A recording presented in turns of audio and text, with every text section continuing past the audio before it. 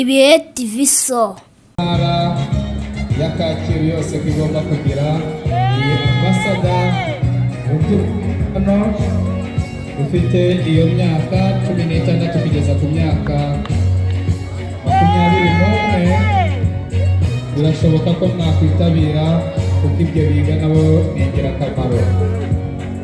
Iyi ni ambasada yo kwitorero rya Kagugu.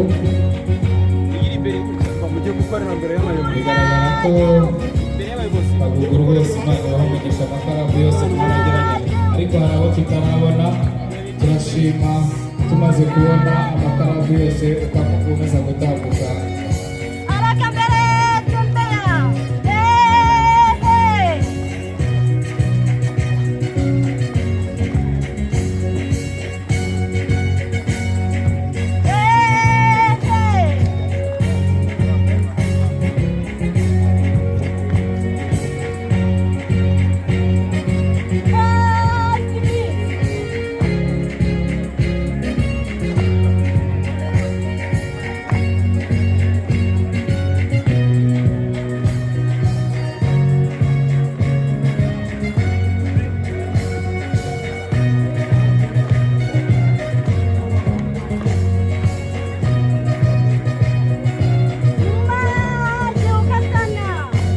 Ambasada ya Kagugu Imana ibamugisha rwose.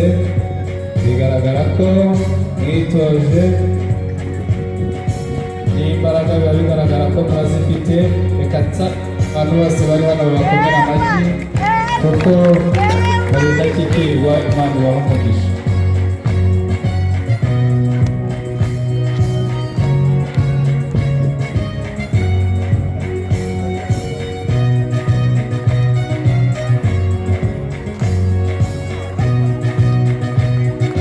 Bari kugenda nabo basoza. Abajiyene nabo niba bahari, reka dusabe jiyene nabo ni bakuru babo babandi twese tubarirwamo kuva ku myaka 22 kuzamura.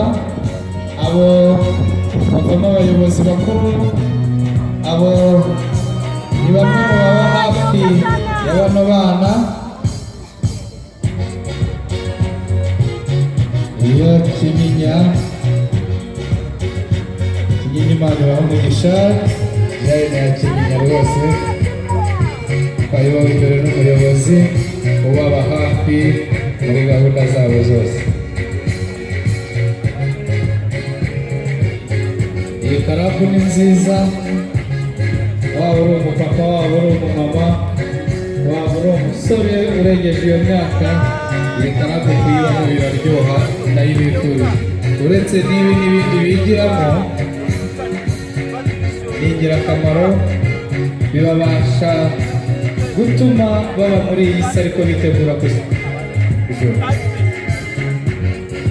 Kinyinya rero Imana ibamugisha.